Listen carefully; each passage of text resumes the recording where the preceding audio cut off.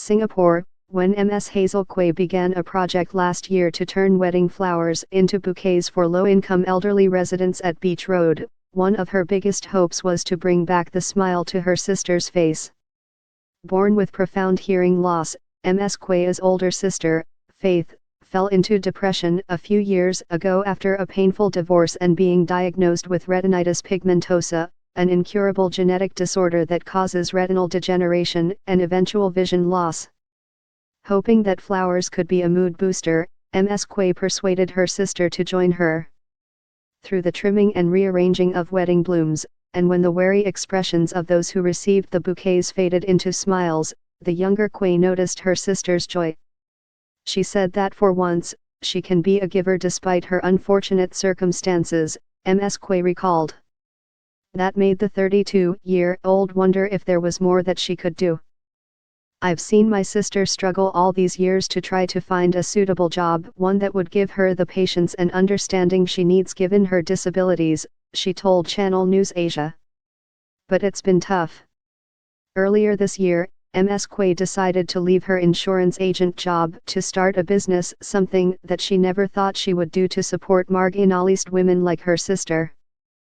She founded Bloomback, a social enterprise that trains women from low-income families or those receiving palliative care in floristry skills, and lists their floral arrangements on its e-commerce platform.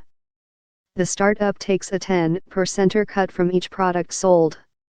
The sisters also continue to repurpose donated wedding flowers for patients at local hospitals and nursing homes. For this, they rely solely on volunteers. Social entrepreneur boom. Ms. Quay is among a growing group of entrepreneurs here that have set up social enterprises, or businesses that devote a large part of their resources to advance social causes or create social impact. According to the Singapore Centre for Social Enterprise, RAISE, there are 401 social enterprises in Singapore, up 32% over the past year, with about half up and running for less than a year. They are mostly focused on helping disadvantaged youth or children, 34%, people with disabilities, 28%, and low-income families or individuals, 22%.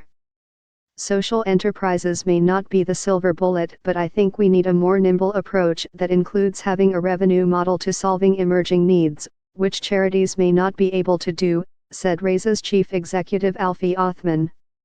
Accompanying the exponential growth in the sector is a marked change in the demographic of local social entrepreneurs.